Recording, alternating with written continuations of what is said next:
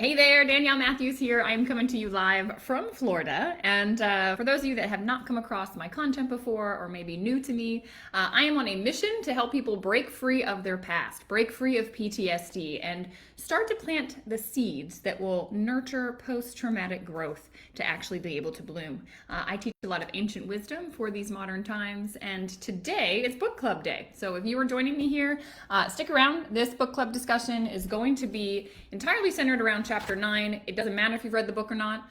It doesn't matter if you've joined me for book club yet or not. This chapter, everyone needs to hear. This book, just so you guys know, it's Wayne Dyer. Those of you over on Instagram, over here on Facebook, Wayne Dyer's book, The Power of Intention, is what we're reading through. We just did chapter 9 last week, and this one I think is something everyone needs to hear because it is all about, hey Lou, hey Peg, it is all about authentic and peaceful relationships with your relatives. I read that and I went, oh, that's gonna get a lot of people.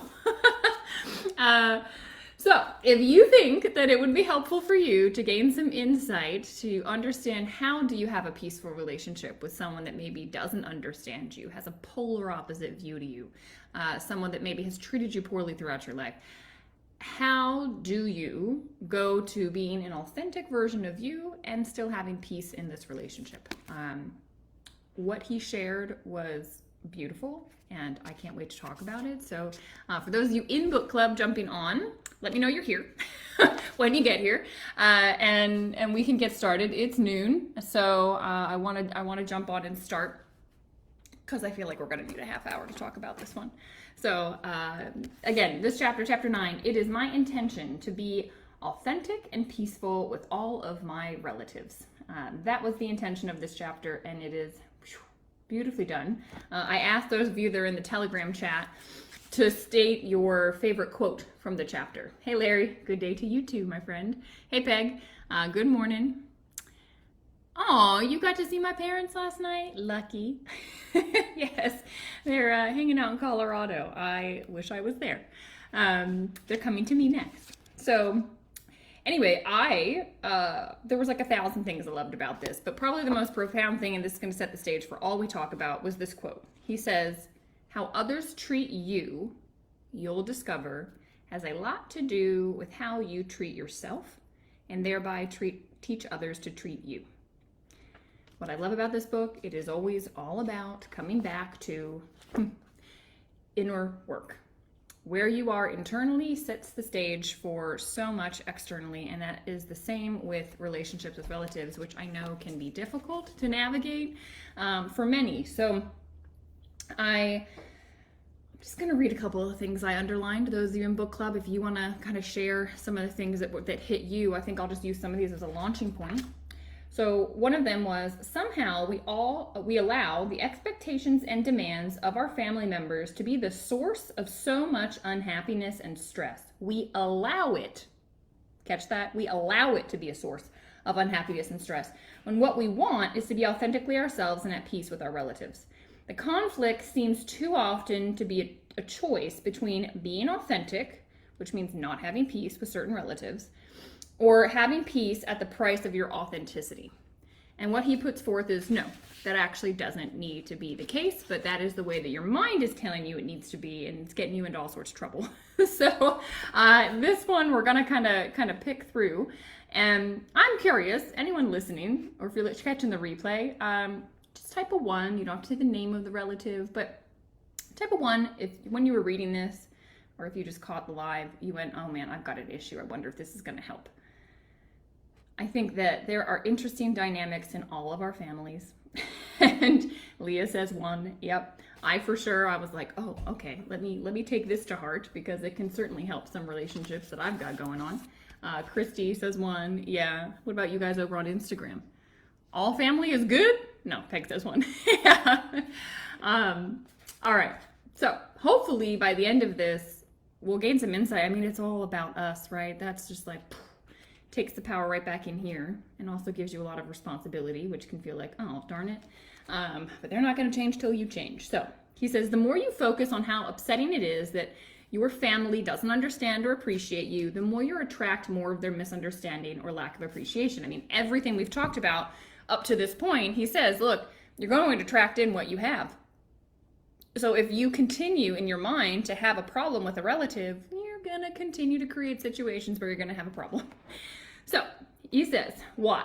Because what you think about expands, even when you think about what you find unnerving, and even when you think about what you don't want in life. The more you think about what you don't want, the more you create what you don't want. Yeah, Larry says there's always various issues with the family. Yes. We'll get into this in a little bit about what yogic philosophy has to say. So he says, shifting from what they're doing to what they're thinking. I think this was probably one of the biggest lines. He says, shift away from these people are doing these things and it's bothering me to what you're thinking about what they do. Okay, so sink on this for a minute. I always say your triggers are your teachers. And in yogic philosophy, take it or leave it, but they believe that souls reincarnate.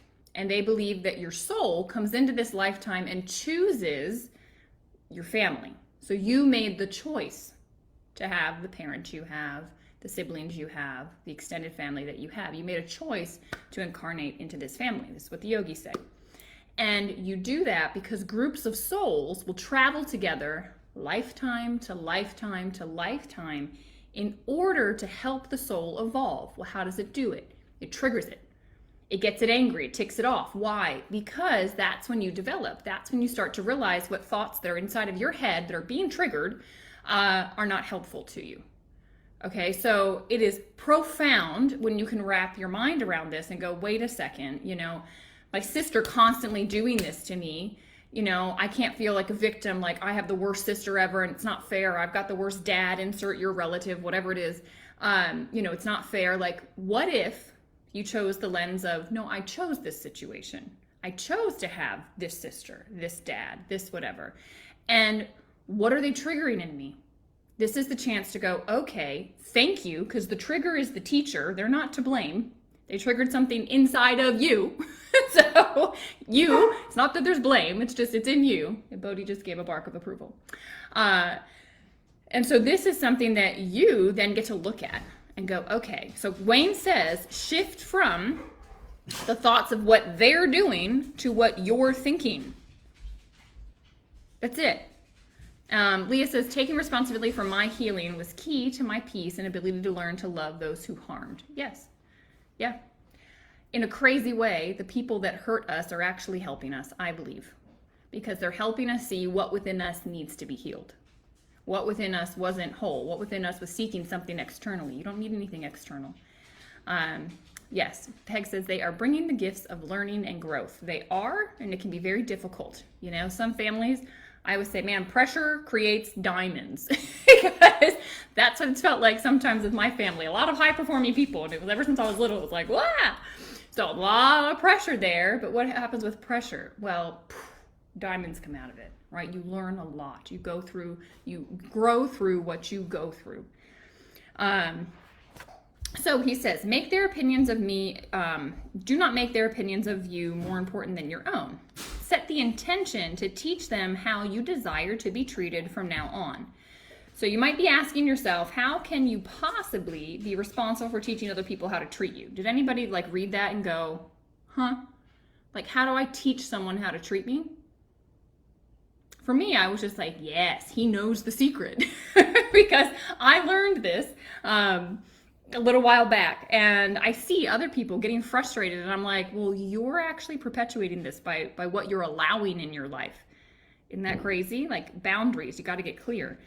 But he says, the answer is, in large part, your willingness to not only put up with listening to those familiar pressures, some of which are long-term, traditional, running back countless of generations, but also with allowing yourself to disconnect from your own divine source, and indulge in the low energy emotions of humiliation, blame, despair, regret, anxiety, and even hatred. If you allow yourself to get pulled into that mess, it's not the relative's fault. It's your fault. Okay? You allowed your mind to go there. And don't judge yourself. Don't get angry at yourself. You didn't know. Nobody taught us. Forever in life, we thought, that's the problem out there. But I'm here to say, and he's here to say, no, it's within you. It's the fact that you're letting yourself go to this, oh, I feel ashamed, or, I feel blamed, or whatever it might be. Marie says, I believe it isn't accepting things that you let them do anymore. They know what your triggers were and would play on them. Yeah, some people for sure manipulate on purpose. But again, I would say thank you to those people. Because these triggers in your life, you're not meant to build your life around comfort. You're not meant to go, well, that pisses me off, so I'm just going to put everything around it, or that hurts me, or that makes me cry, or that makes me angry, or that makes me not feel loved when you do that. It's about going, I am whole without anything happening externally. And if there's some situation you're trying to control other people, don't push that button. What he's saying is, no. They push the button, but you have the reaction. Stop having the reaction. Don't tell them to stop pushing the button. Tell your mind to stop having the reaction. That's huge. And that's everything, to realize, oh, I'm the master of within. Because it's the moment you drop into the reaction, you drop down. You're no longer connected to your divine source. You drop out of all of these things. Leah says respond instead of react. Yes. And sometimes you gotta move away, or I need a break, or you gotta get out of the situation, because it's so easy to go into these habitual ways that you are, especially with relatives. But that's what the yogis say. They are here for you because you asked them to be, because you wanted them to consistently trigger the same thing so that you were aware of it and you could work on it. Marie says that takes major practice. Yeah. It's a lifelong practice. Okay, this is a lifelong practice, because there's going to continue to be things that get triggered within you, and your job is to look at them and go, well, why am I responding that way? Not, why did they do that? They always do that. I hate them. I don't want to hang out with them. Not that. It's to go, interesting. Thank you for showing me. Express gratitude. Thank you for showing me that. And then you can more skillfully figure out how you want to respond. Peg says, expectations that we have around our various family members. Yeah, we have expectations. Oh, Charlotte says, I needed this. I think the world needs this. Quite frankly, I think after the various opinions around this pandemic and coming through and all that's happening now in the world, it's like families have been kind of ripped apart. And we have got to stop seeing other people as this object that's a problem, and instead go, what is it within me that's getting triggered so I can deal with it, right? Because we're all on this human journey together, okay? Peg says, do trigger us, actually, that we trigger. Oh, hey, Callie. She says, the world does need this. Yes. Yes, indeed. I need a drink. I'm also getting sweaty. I'm heated up about this one.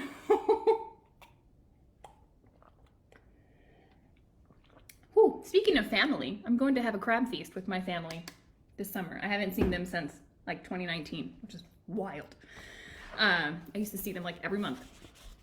So let's go. All right. Let me ask you these questions. Are you using your mind to process your relatives in harmony with intention? Or have you abandoned or separated yourself in your mind by viewing your family in ways contrary to the universal source of intention? That's what I was just saying, right? You separate yourself. Callie says, we have Wi-Fi, solar Wi-Fi now, so apparently it's more reliable. Yeah, good. I'm glad you can join us. Yeah, oh, interesting. Peg says, separation is the bottom line for illness. Yeah. And I think too many of us are getting separated from family, from close friends even. I mean, I think this extends to probably friendships too. So he says, whatever power they have, you've given them. Number one thing to realize, the power they have, you've given them. The moment you respond, you get down on their level. Remember, he said to us earlier that a higher energy causes lower energy to come up to it, right? It's how do you get rid of darkness? You shine light. You pull the darkness up to the light. So if you are getting triggered by the relative, you're giving them the power and you're getting down on that level. Ouch, responsibility. Yes, on you. So think about this, but you could change the dynamics of all your family gatherings. If you come in with a high energy of peace, of love, of authenticity, and you meet these things that are maybe conflicting views, maybe some relatives of yours are racist. You've got intense stuff that you're this is morally wrong. I'm not saying to accept it. He's not saying to accept it. He's just saying, don't drop to that level. Don't come on there and start to get in this like tit for tat and you're wrong and I'm right and blah. Like, it goes nowhere. But if you can hold the space, a higher vibration, eventually in time, everything will raise up to that vibration. So this is huge. He says, if the focus of your inner dialogue about your family members is on what they're doing that's wrong, then that's precisely how your relationship with them will be experienced, that they're wrong. If your inner speech centers on what's annoying about them, then that's what you'll notice. You're going to notice all the annoying things. As much as you're inclined to blame them for your annoyance, it's actually yours. As Leah said, oh, responsibility. And it's coming from your thoughts. If you make a decision to put your attention, your life energy, this life force, on something quite different, your relationship is going to change. In your thoughts, where your family relationships actually exist, you'll no longer be annoyed, angry, hurt, or depressed. So you can set an intention like, oh, Kathy says, own it. That's right. You gotta own it. He says the intention can be to be authentic and peaceful with relatives.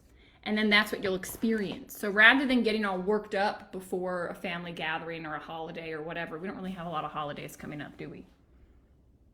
4th of July.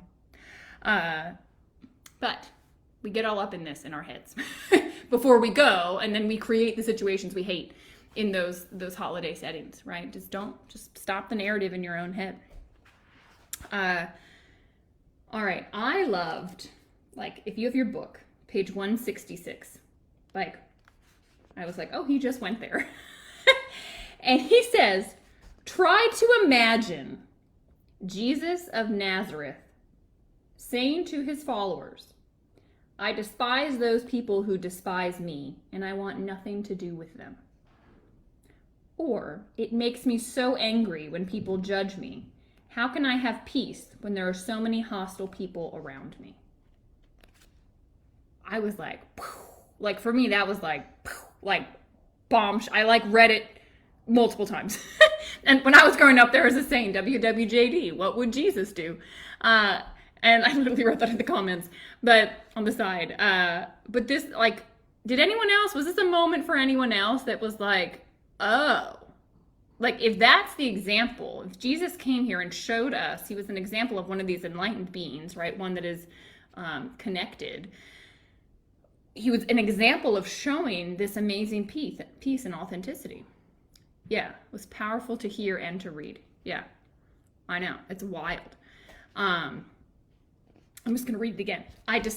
Would Jesus ever say, I despise those people who despise me, and I want nothing to do with them?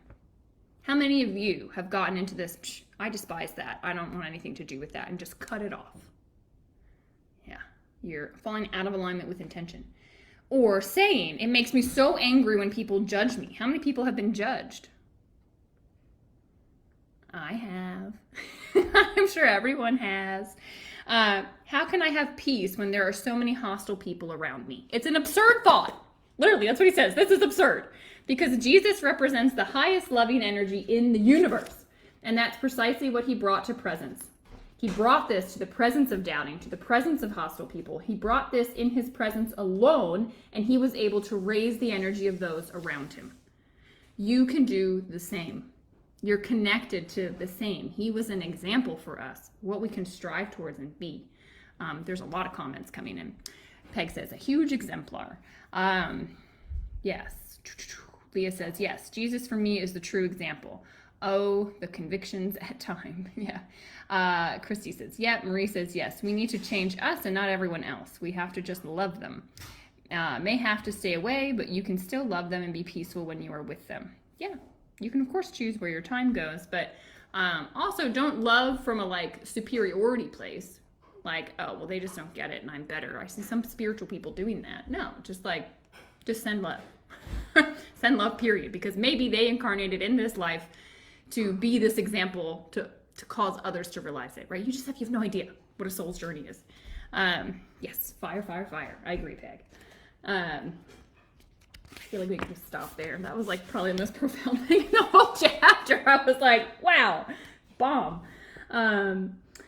Okay, so the next part, he's just talking about how he dealt with his own family, his in-laws. So, I mean, just go to that as an example. Page 167, if you need that, if you have issues before meeting with family. I mean, he basically talks about how before every outing, he got in his own head about how awful it was going to be, how they were going to annoy him. And so he just started to change. And what he did to change the relationship was he stopped judging. He literally stopped judging. So maybe they said a racist comment, and rather than being judgmental about what came out of their mouth, he would say, I never thought about it that way. Tell me more. Seek to understand. And sometimes when you come in without the charge, you come in and you have a conversation from that space, like maybe you can enlighten them about some things, or maybe they're going to enlighten you about something. Yeah, judgment causes a lot of problems. I always say, be fascinated, not frustrated with people. Be fascinated by them. I get super curious, especially when people have different viewpoints than me. It's like, well, why do they think that? You know, or what do they know that I don't know? Perhaps I've got it wrong. You know, who's to say? Another comment that, you know, write these down, keep these in your pocket, right? He says, that's an interesting point of view. When did you first learn about this? I work with some people that have some wild philosophies, and I'm like, where'd that come from? Or who's saying that? Or what's that based off of? You know, because I don't know what I don't know.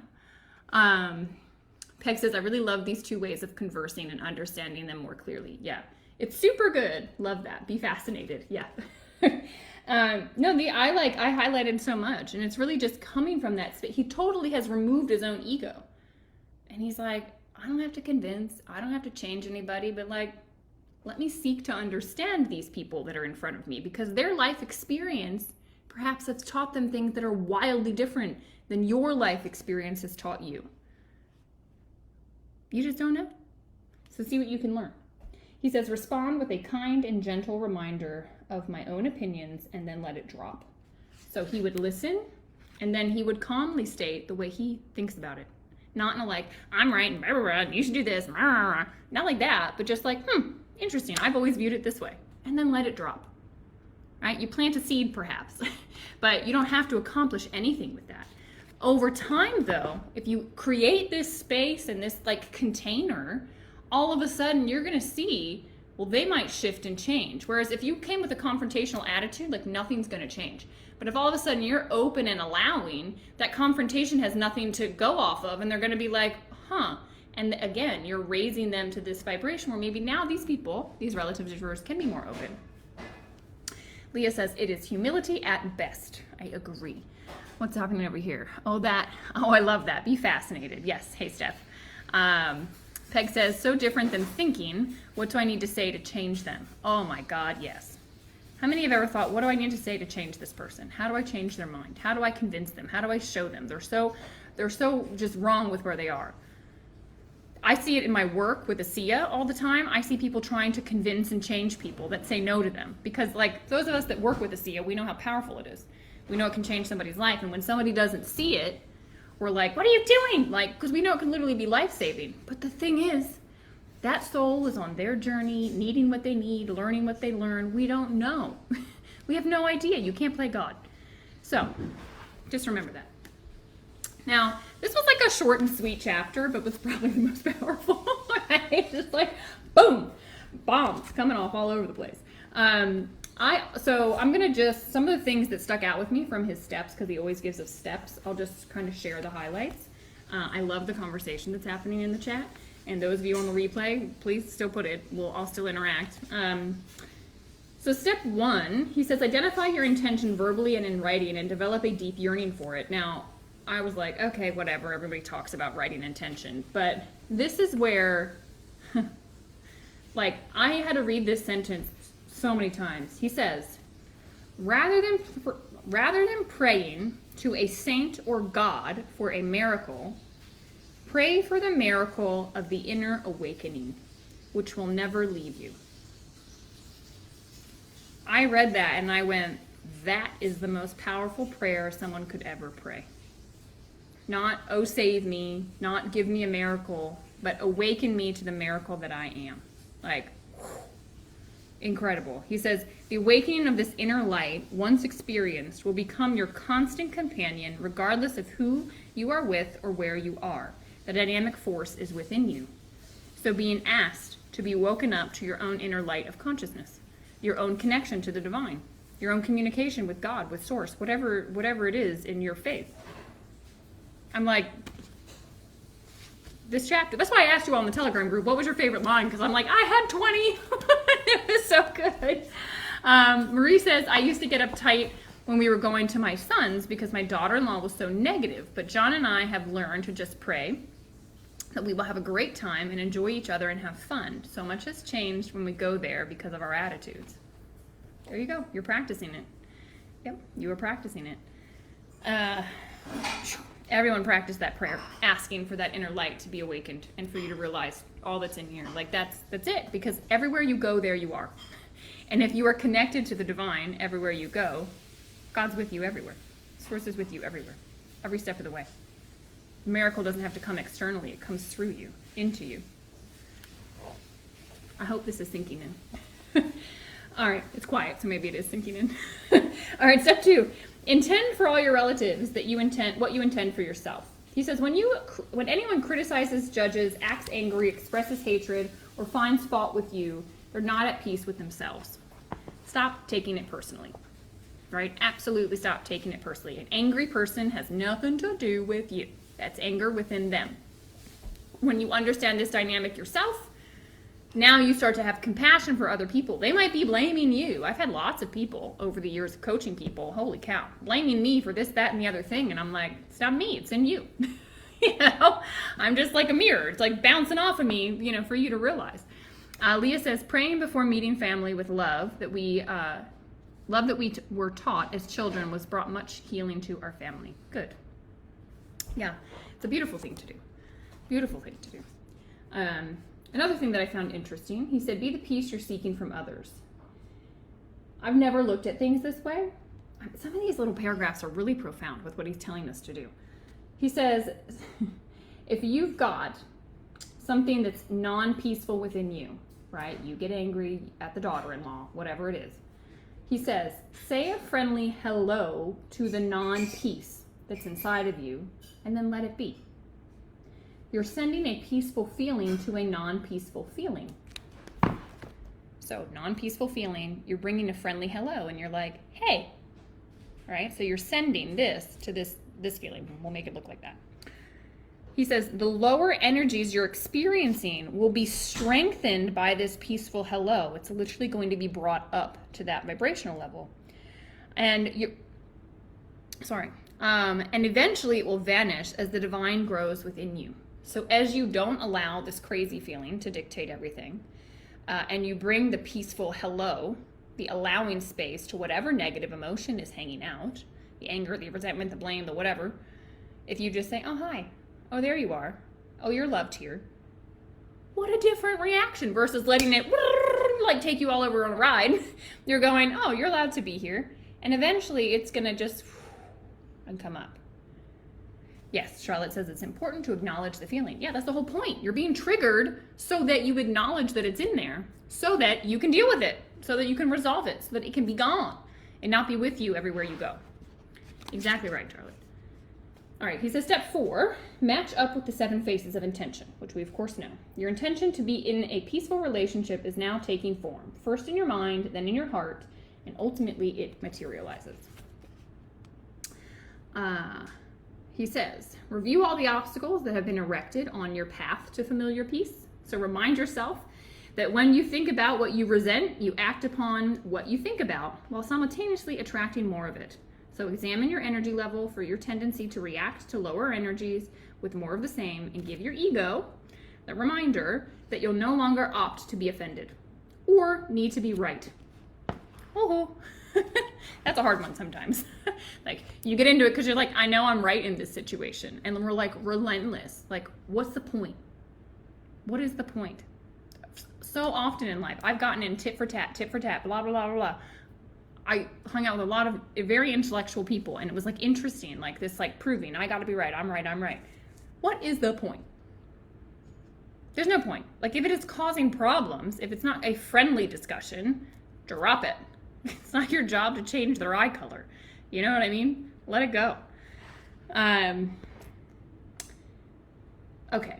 Step 6, see the light in those others and treat them as if that's all you see. That's another one-liner that just could be everything. Peg says, act as if was one of the most powerful steps. Yeah. Yeah, there you go. I just read it. I feel the same way.